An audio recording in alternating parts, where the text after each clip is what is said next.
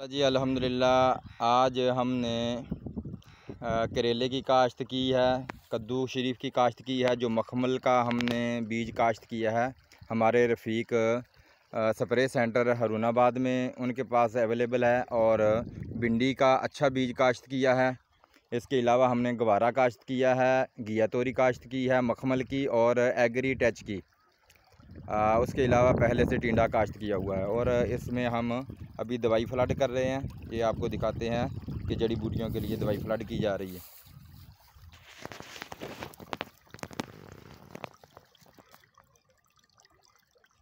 ये इस तरह आप अकेली पेंडी मैथालीन जो है आपने फ्लड करनी है, दूसरी कोई दवाई फ्लड नहीं करनी जिसमें सीटाक्लोर हो। फिर सब्ज़ियां जो है वो अच्छी तरह उगती नहीं है और बाज़ औक़ात ज़मीन ज़्यादा हार्ड होने से बीज जो है सब्ज़ियों के नहीं उगते।